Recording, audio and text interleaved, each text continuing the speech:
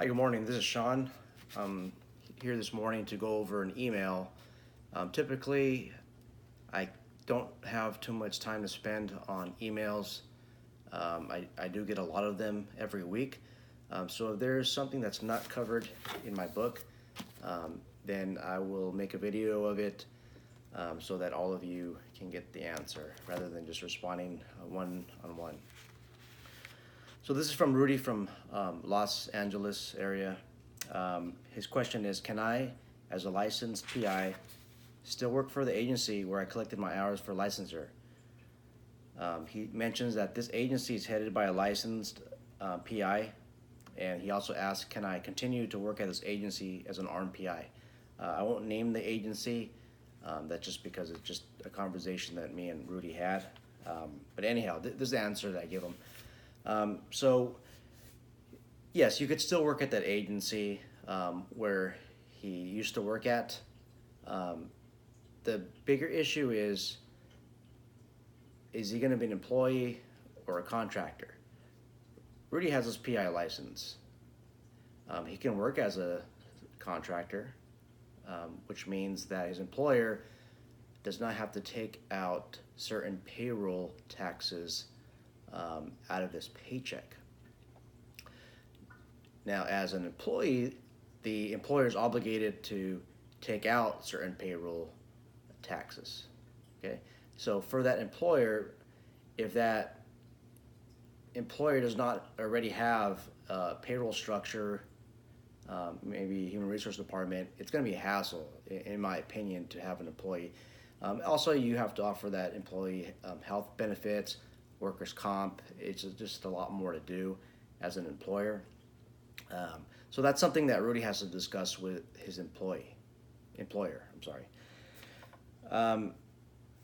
As for continuing to work armed, there's a couple things that would allow Rudy to work armed. Rudy does have an exposed firearm permit. So as an employee, okay, as an employee, he is not, I want to say technically able to, because what gives a private investigator the authority to carry a firearm is that exposed firearm permit. Okay, the exposed firearm permit gives him that authority. If you're not a qualified manager, you're not a private investigator licensee, you don't have any authority to carry a firearm unless you have a concealed weapon permit. Okay, Rudy doesn't have that right now. It's something that he'll be working on, but he doesn't have that. So BSIS, that's the Bureau of Security Investigative Services, they tend to flip on their answers sometimes. I don't trust them 100%. You might be on the phone one day, somebody might tell you something, and then you might depend on that advice, and then you're going to end up in trouble the next year or so with BSIS. So anyhow, I like to lock them down on an answer. So what I did is, in my book, I have this somewhere on page 46, and I'll read it to you. This is a question that I asked them back in 2014. It says, "Hello BSIS. Can an employee, not the qualified manager or licensee of a private investigations company, carry a firearm if he's a retired police officer with a CCW endorsement, concealed weapon permit endorsement? Or how about an employee who isn't a current or retired police officer but has completed the BSIS firearms course? Can the employee carry the firearm exposed?" Now, the reason why I ask is because unlike the section allowing employees to carry chemical agents, if they've completed a chemical agent course, I can't see a B&P section, Business Professions Code section, allowing employees of a PI agency to carry a firearm. That's a mouthful for BSIS. They typically don't give you lengthy answers because they don't want you to lock them down on an answer that you might depend on later on. So the answer, this is what I get. We do not regulate employees at this time for private investigators. We do not regulate employees, okay? That's when an employer takes out payroll taxes for that employee, and has a lot of control or more control over that employee's work product. So they go on to say it would depend on the company's policy regarding a retired police officer carrying a CCW. And this can also mean anybody with a concealed permit. They would not be able to carry an exposed firearm unless they were a qualified manager or a licensed private investigator. That would not include employees carrying an exposed firearm while they were acting in the capacity of private investigator employee. They're basically telling you, as an employee, you cannot carry an exposed firearm. So look, BSIS, they rotate their employees out. I don't trust them 100% with this answer. So let me tell you why. Let me tell you why that if you have a concealed weapon permit, why you should have a exposed permit. Eventually, that firearm is going to be exposed, right? I mean, let's say if you have to draw it down on somebody, right? It's going to be exposed. So they're going to come back at you, in my opinion. They could, and ask, hey, where was your exposed permit? Well, you're carrying an exposed firearm. Well, come on, it was exposed at some time. So that's my rationale. So according to this email that I got from them, on the other hand, all you need if you're an employee, is a concealed weapon permit. That's it. They're telling you that they don't have any jurisdiction over the employees. Therefore, in a way, the exposed permit is not necessary. Okay. So that's all. That's really a hard question hard answer for Rui. On the other hand, that you can't even, if you're an employee of a private investigator agency, and your employer wants you to carry armed, or you want to carry armed, let me ask you this: what kind of insurance company is going to allow you to carry that firearm without any type of licensing other than the CCW? My opinion, they're going to want you to have an exposed firearm permit. Okay, they're going to want you to have that anyways. Are they going to insure you? Well, the first thing is that they have to. You need insurance. You need armed PI liability coverage. Are they going to give it to you? It's up to the insurance company, but that's something that you have to have. So again, Rudy, can you continue to work at this agency as an armed PI? It depends on how you're carrying the firearm. Once again, if you're carrying it concealed, according to BSIS, you should be fine. But again, remember, somebody needs to have insurance, and that somebody is that employer. Okay. Again, verify all this information with BSIS. You do all your homework. I am not a representative of BSIS. I'm not an attorney. You guys know that. You can't depend on my advice 100%. Do your due diligence and talk to an attorney, talk to BSIS.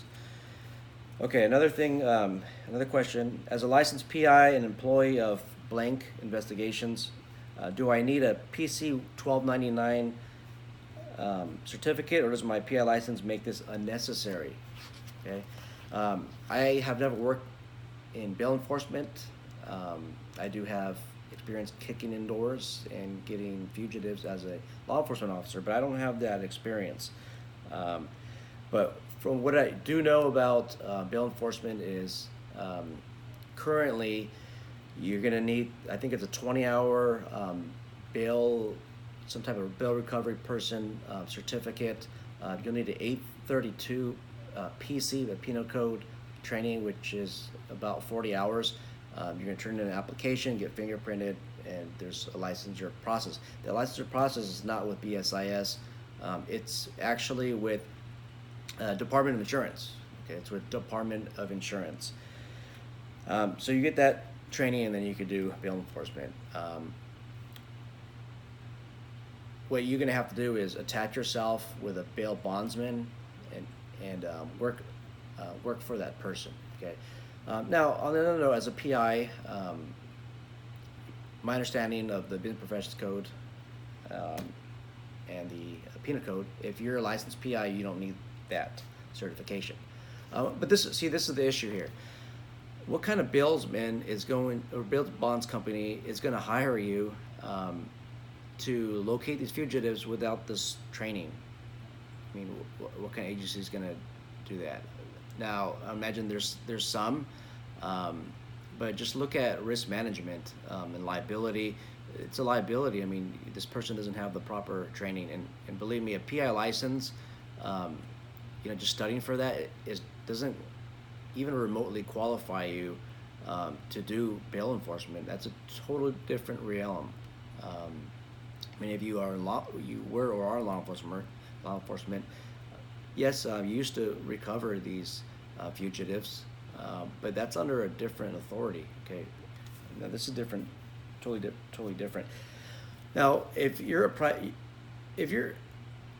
investigator and you want to do bail enforcement, you got to pick one. You either do bail enforcement or private investigation, and this is why.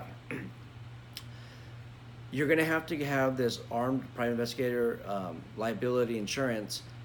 No insurance company that I'm aware of is going to give you insurance if they find out that you're doing bail enforcement. Bail enforcement is high risk. The only way they're going to grant that to you if you disclose that to them. Now, when I started off in the beginning, I just, I did the shotgun technique where I try to do everything right. And a couple of insurance companies I disclosed on there that I would want to do bail enforcement. Well, I got denied. I didn't even get a chance to modify my application. They refused to do service, with me.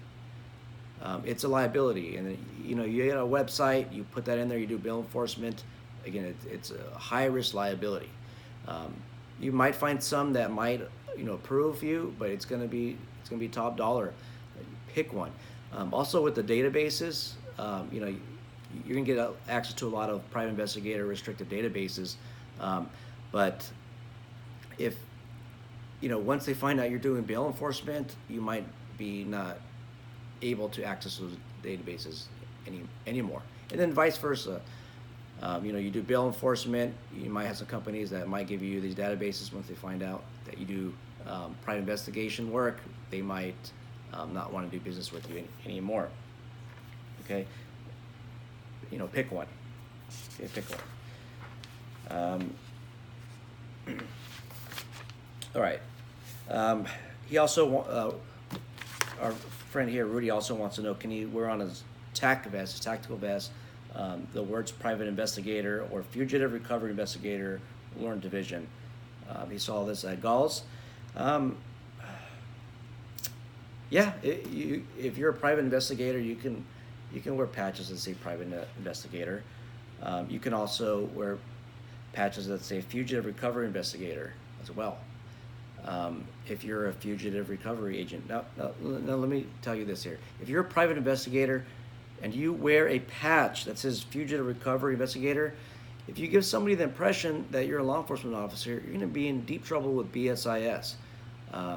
So let me just clarify. If you're a private investigator and you wear anything that gives anybody else the impression that you're a law enforcement officer, you're going to be in trouble with BSIS. Okay, I'll tell you that for sure. Now, if you're only a fugitive recovery agent or investigator, yes, you could put that on there if you want. You just can't say police. Okay, that's why I say pick one. Pick a job, private investigator or fugitive recovery. Okay. What do I need to become a licensed notary in California? That's question number 4. I'm not a notary instructor, but you got to get the training. I think it's like an 8-day class. Pass the exam, get a notary bond and insurance, and then register. And that bond, I think it's $5,000, 5 or 15. And register with the county recorder's office where you intend to practice. If you're a private investigator, I recommend that you get a notary license, because now you can get affidavits, you get sworn testimony, and it makes you more marketable as a private investigator. Okay. And question 6, or the next one, I think it's 5. He wants to know what kind of weapons you can carry. Yeah, you carry a taser. At the moment, as a private investigator, you don't need any certification, but you should. You should get some type of certification, even though BSIS doesn't require a pepper spray. You got to get a certification license for that. Baton, Business Professions Code doesn't say that you can. It says in my book, you know, I talk about the batons. It talks about private investigation of deadly weapons. It says if you're going to carry a deadly weapon, you have to have the proper license for that. So, you know, in my opinion, if you get a baton permit, that's the proper license for that. Baton is a deadly weapon, and you should be able to carry that. Don't depend on me. Ask BSIS yourself.